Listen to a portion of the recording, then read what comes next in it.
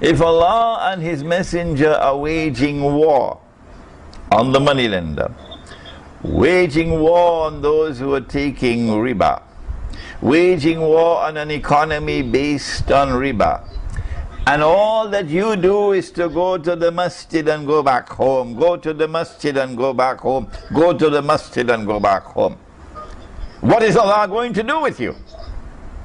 Is it not time for us to deliver a wake-up call to those who are sleeping in wonderland? Riba is by far the most dangerous weapon with which Dajjal is attacking us. There's only one weapon more dangerous than riba, and that is the weapon of shirk. And in riba there's also shirk. If you take a piece of paper and you print a picture on that piece of paper, and then you put a number on it, and remember, I have studied monetary economics. I know what I'm talking about. I studied monetary economics at 2 universities. I know about the Bretton Woods Accord.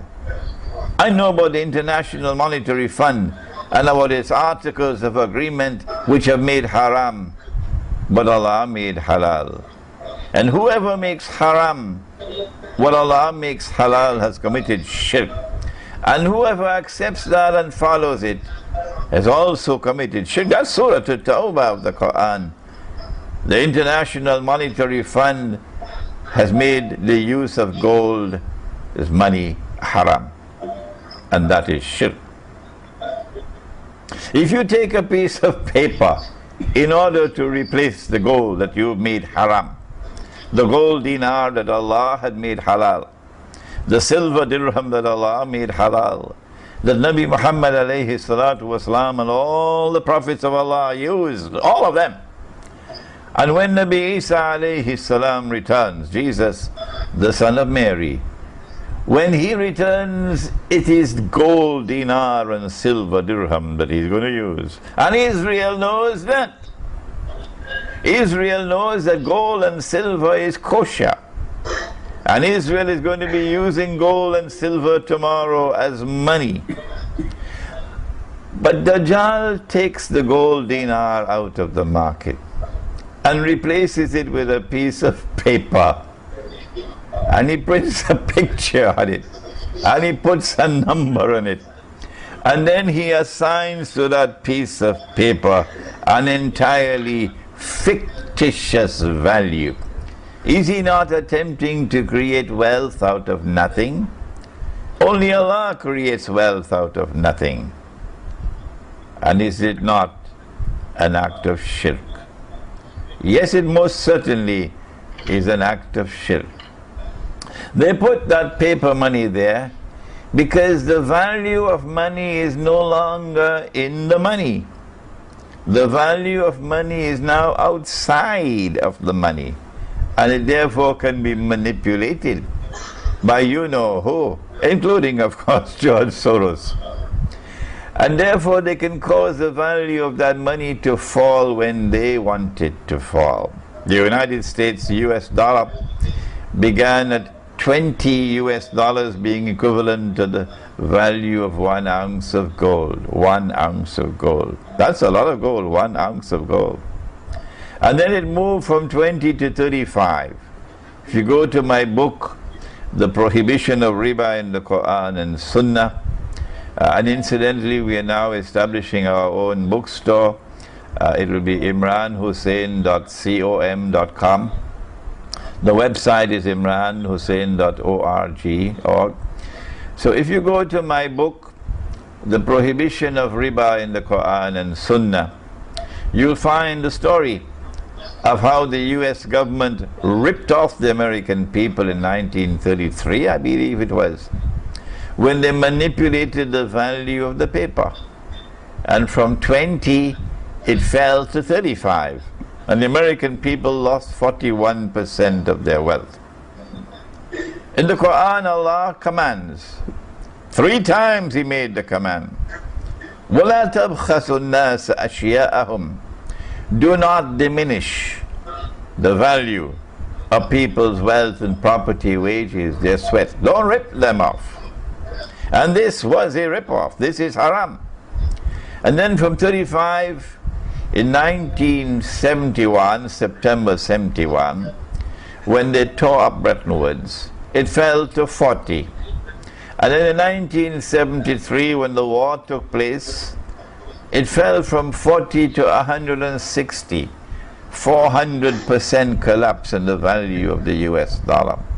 And now it is somewhere in the vicinity of 1700. It's already collapsed. They're just keeping it alive with some kind of a pump, a machine. It is in the what you call that, intensive care unit in some hospital. And as soon as the attack on Iran takes place, that we are expecting, because they've been broadcasting from the mountaintop there for a night that they're going to attack Iran, the first thing that's going to happen, if and when Iran is attacked by Israel, is that within hours the US dollar is going to start tumbling, because the price of oil is going to start rising. Today oil is now money.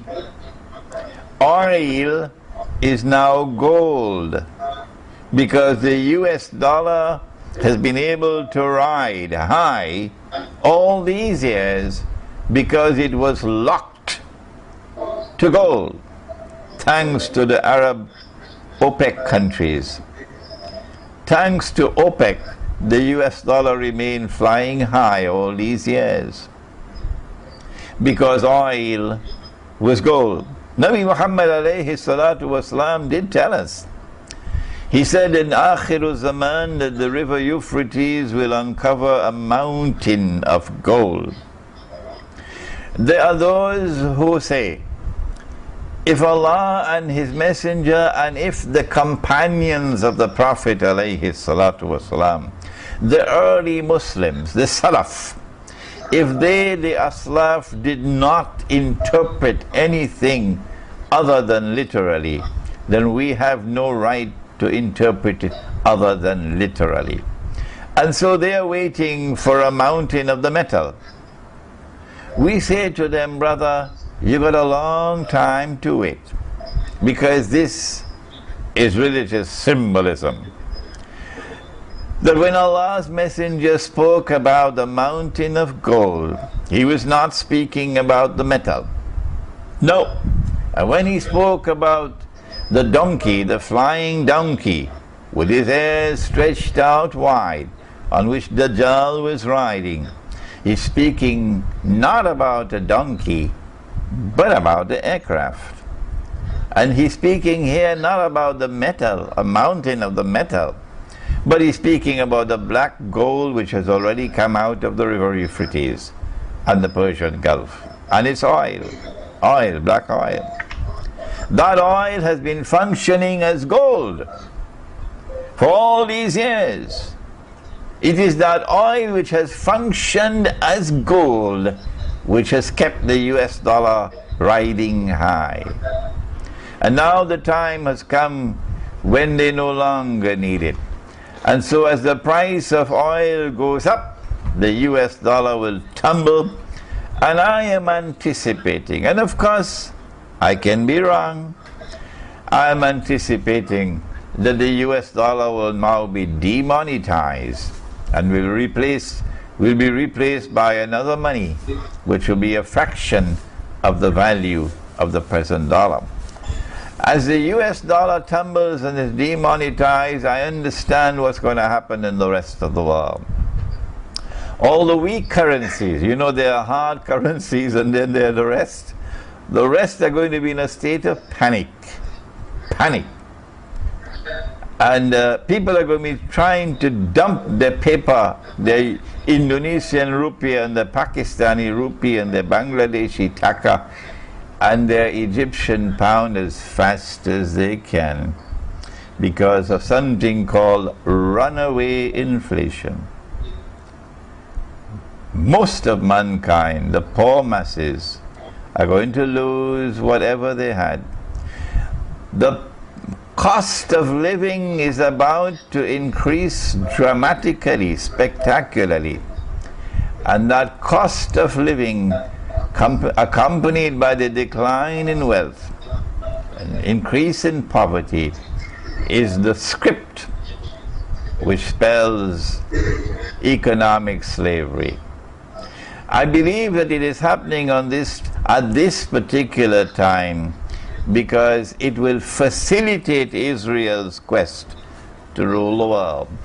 That the poor masses around the world, most of them Muslims, the poor masses around the world will be immobilized because of extreme poverty and destitution and unable to launch any kind of a threat to Israel.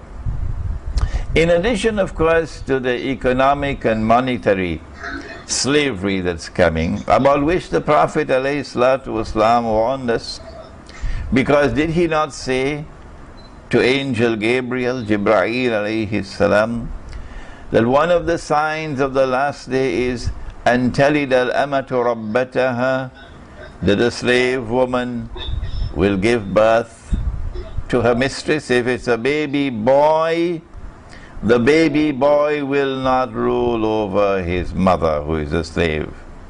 But if it's a baby girl, the baby girl will rule over her mother, indicating a tomorrow which is to come in Akhiru Zaman, when women will rule the world. Indicating that there's going to be a spectacular collapse in the birth of baby boys. Indicating that women who have lost their fertility and also femininity, by the way, because of the Decal's feminist revolution, who are now infertile, would have to turn to surrogate parenting, surrogate motherhood to get babies. And the cheapest one of all would be the slave woman. And so we have in this hadith an indication to us that there is slavery at the end of history. What do we do? How do we respond? Remember, this is not the only strategy. To be clear about reality, we must not only be clear about the economic and monetary reality, but also the political reality. A United Nations organization with a Security Council which declares that it is Al-Akbar, that you have to obey the Security Council, that there is no law higher than the law of the Security Council. So what about Allah's law? What about Allah's authority? What about Allah's sovereignty? This is shirk. This is political shirk. And that United Nations organization with its Security Council, which is dominated by the Zionists, is now moving towards enforcing world government. And when Israel takes over from the United States of America, and a man emerges in Israel who will not be Mr. President, no, not Mr. Prime Minister, no, but His Majesty the King. Why? Because Nabi Dawood alayhi salam was a king, and Nabi Sulaiman alayhi salam was a king, and so Dajjal will have to claim that he is a king as well.